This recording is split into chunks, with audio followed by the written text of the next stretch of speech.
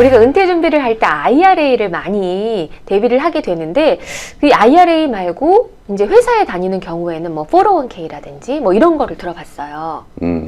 근데 이렇게 큰 회사가 아니고 가족들이 운영하는 뭐 소규모 사업장 또는 직원이 많지 않은 경우에는 그러면 은퇴 구자를 어떻게 설립을 해야 되나요? 이제 여러 가지 플랜들이 있어요. 401k도 있고, 네. 뭐 401k 중에는 이제 솔로 401k라는 것도 있고, 네. 뭐 프로핏 셔링 플랜도 있고, 뭐 펜션 플랜도 있고, 맞네요. 뭐 SEP IRA, 심플 IRA 이렇게 막 종류가 여러 가지가 있는데 네.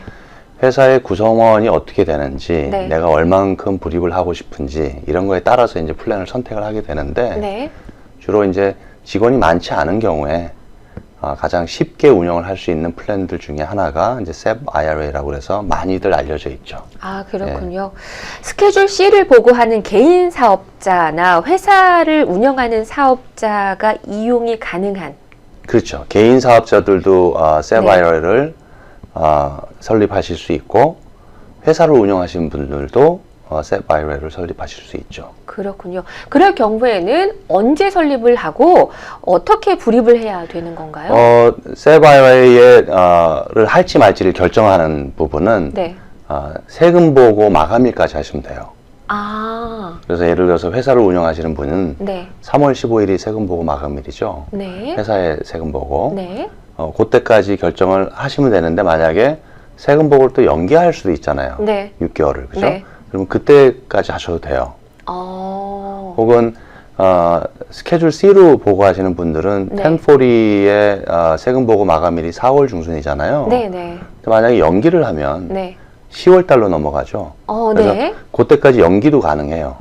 그렇군요. 그렇죠. 그래서 IRA는 4월 15일 이전에 꼭 넣으셔야 되는데 네. SEP IRA는 내가 할까 말까를 결정을 하시는 게 세금 보고 하시기 전까지만 결정을 하시면 돼요. 그렇군요.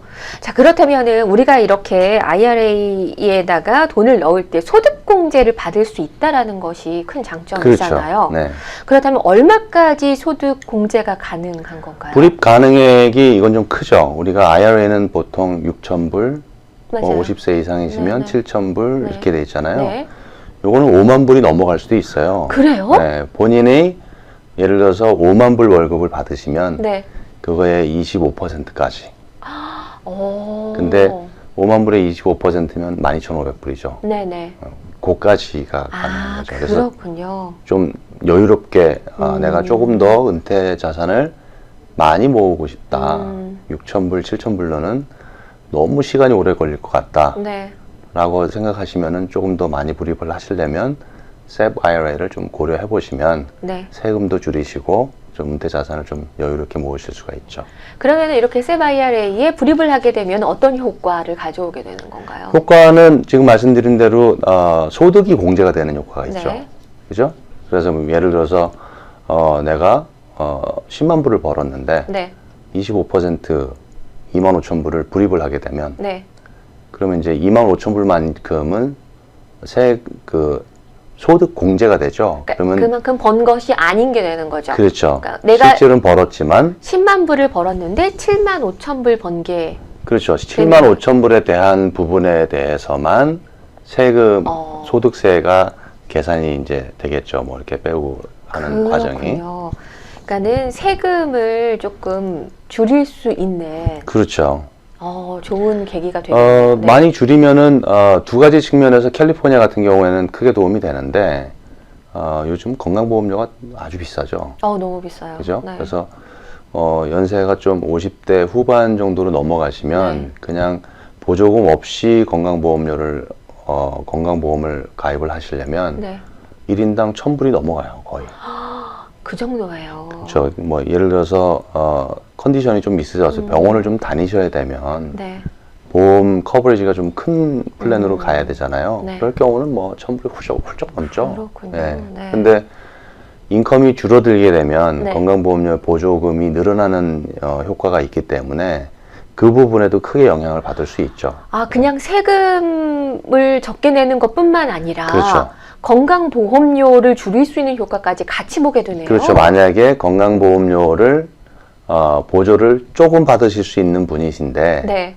인컴이 줄어들므로 인해서 네. 건강보험료를 많이 받으실 수 있다. 어. 근데 이제 뭐 이걸 넣어도 건강보험료 보조를 못 받으실 정도로 돈을 많이 버시는 분들은 네, 네. 효과가 없고, 그렇죠. 그건 이제 그 티어가 있겠죠. 영향을 아무래도 크게 그렇죠. 받는 티어가. 네. 네.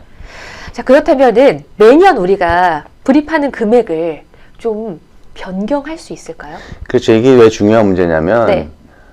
우리가 어떤 보험 플랜이나 네. 장기 플랜을 가게 되면, 자동차를 구입을 하게 되면은 페이먼을 놓칠 수 없잖아요. 계속 내지 않으면 큰일이 나니까. 그렇죠. 그리고 일반 다른 보험 상품들처럼 보험료를 미싱하게 되면 문제가 생길 수 있는데, 그렇죠. 요거는 내가 결정하는 플랜이에요. 그러니까 보험 상품이 아니라, 매년. 그렇죠.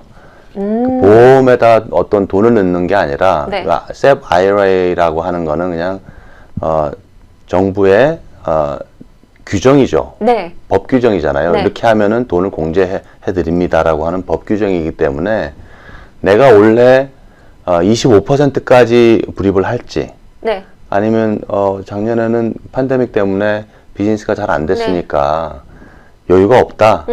나는 스킵하겠다. 그럼 스킵을 하셔도 되죠. 아, 그러니까 맥시멈은 있지만은 그렇죠. 미니멈은 없어요? 내가 네. 1,000불을 뭐 불입을 하든 2,000불을 불입을 하든 아무 상관없어요? 그렇죠. 내가 캐시플로우가 좀 안 좋아서 네. 원래는 좀 하고 싶지 않다라고 하면 안 해도 되죠. 안 해도 되고. 그것도 괜찮네요. 내 그렇죠. 선택에 달려있다. 그렇죠. 플렉시블하게 운영하실 수 있고, 또 한 네. 가지 큰 혜택은 401k나 뭐 프로핏 쉐어링 플랜이나 이런 거하고 좀 틀리게, 예를 들어서 401k 플랜 같은 경우에는 파일링 리퀘어먼이 있어요. 네. 폼 5500라는 거를 매년 파일링을 해야 돼요. 네. 누구의 도움을 받냐면 third party administrator의 도움을 받아서 네. 그 사람을 하이어를 해서 비용을 주고 매년 리포트를 해야 돼요. 아. 내가 불입을 하던 안 하던. 아, 그래요. 네, 근데 이제 SEP IRA는 심플 IRA하고 동일하게 내가 어카운팅을 하면 돼요. 따로 보고의 의무는 없고, 네. 다만 어카운팅을 좀 정확하게 해놓으실 필요가 있죠. 그래야지. 회계사랑 상의해서. 그렇죠. 네. 예, 어카운팅을 정확하게 내가 얼만큼 불입을 했고, 네. 누구한테 얼만큼 줬고 이런 거를 정확하게 해놔야지 나중에 혹시 오디시 들어오더라도 네. 보여줘야 되니까. 네, 그죠? 네. 그렇겠네요. 네. 만약에 직원이 있는 경우에는 그럼 어떻게 해야 직원이 있는 경우에는 이제 그 특정 직원한테 네. 어떤 컨디션이 되는 직원은 같이 플랜에 포함을 시켜줘야 돼요. 그래서 그 규정을 내가 어떻게 정할지, 네. 뭐 최근 규정은 이제 지난 5년 동안 네. 3년 이상 일한 직원, 네. 요런 규정이 있는데, 네. 가족분들이 일하실 수도 있고 직원이 네. 있잖아요. 그러면 내가 만약에 그 규정을 하나를 딱 정했으면 모든 직원한테 동일하게 적용을 해야 돼요. 그죠? 만약에 회사를 원래 셋업을 했는데 네. 직원도 같이 있어요. 네. 원래 셋업을 했으면 전부 다 1년이 안 됐잖아요. 그렇죠. 근데 다행히 2020년도에 그러니까 2020년에 셋업을 했는데 네. 2020년도에 비즈니스가 잘 돼서 네. 이렇게 플랜도 넣고 좀 공제도 좀 받았으면 좋겠다. 네. 그래서 세팅을 한다. 해서 하는데, 규정이 제가 좀 전에 말씀드린 게 지난 5년 동안 3년 이상 일한 직원까지는 포함을 해야 되고, 네. 더 페이버러블하게 가면 1년 이상 된 직원도 해줄 수 있고 1년이 안 된 직원도 해줄 수 있거든요. 그래요? 근데 네. 3년 그 3년 규정만 지키면 돼요. 네. 예를 들어서 작년에 세웠잖아요, 회사를. 네. 그러면 나도 1년이 안 됐고 네. 직원도 1년이 안 됐죠. 네. 근데 이제 요거 실수하시는 경우에 5년 동안 3년 이상 일한 직원에 대한 이해만 있으셔가지고 네. 직원이 3년이 안 됐으니까 네. 직원은 빼고 네. 나는 들어가고 네. 이런 경우들이 있어요, 세팅 하실 때. 그렇게 할 수 있겠네요. 네, 그렇게 하면 안 되시는 거죠. 안 되는 거예요. 규정을 동일하게 해야 돼요. 그죠? 네. 내가 식구도 인플로이고 네. 다른 직원도 있는데 네. 식구한테는 3년 규정을 적용을 안 하고 직원한테는 3년 규정을 적용해서 빼고 네. 이렇게 하면 이제 차별이 되는 거잖아요. 그렇겠네요. 그죠? 그래서 규정을 정하는 방식이 있는데 그 규정을 정할 때는 eligible employee라고 하거든요. 네. 그러니까 eligible한 employee에 대한 규정은 동일하게 정해서 적용을 해야지 나는 거기에 해당 사항을 빼고 네. 직원만 그 조건에 해당해가지고 네. 빼서 컨트리뷰션을 하게 되면 나중에 네. 문제가 될 수도 있겠죠. 아, 그런 점을 주의해야겠네요. 그렇죠. 네. 자, 그러면은 만약에 셉 IRA에 내가 이제 매년 불입을 했는데 갑자기 이번에 무슨 일이 생겨서 목돈이 필요해요. 무슨 일이 생겼어요? 좋은 일은 아니겠죠. 네. 그래서 뭔가 돈을 빼야 돼요. 그래서 셉 IRA에 들어있는 그 목돈을 조금 빼야 될 것 같아요. 그럼 어떻게 돼요? 얼마나 빼드릴까요? 그러니까 다 뺄 수도 있고 일정 부분 뺄 수도 있고 뭐 네. 이런가요? 여기 이제 기본적으로는 네. 세금을 안 낸 돈이죠. 그렇죠. 세금 그죠? 유예가 된 돈이죠. 네. 그래서 나중에 은퇴하셔서 자, 은퇴 자금으로 잘 모아서 쓰세요. 세금을 공제해 드릴게요. 네. 그 소득 공제를 해 드릴게요. 이게 이제 법의 취지잖아요. 네. 근데 59.5세 룰이라는 게 있어요. 네. 59.5세가 안 됐는데 돈을 빼면 은퇴 그 기본 최소 나이 규정을 어겨서 너무 일찍 돈을 빼는 거잖아요. 네. 그래서 빼는 거에 대해서 페널티를 물려요. 일단. 아, 그래요. 그렇죠. 네. 규정 위반이죠. 네. 왜 그러냐면은 소득 공제도 해줬고 네. 여기서 자라는 돈은 텍스 디펄이 돼요. 계속. 네. 돈을 많이 벌었어도 텍스를 안 내고 계속 돈을 불려서 갈 수 있거든요. 네.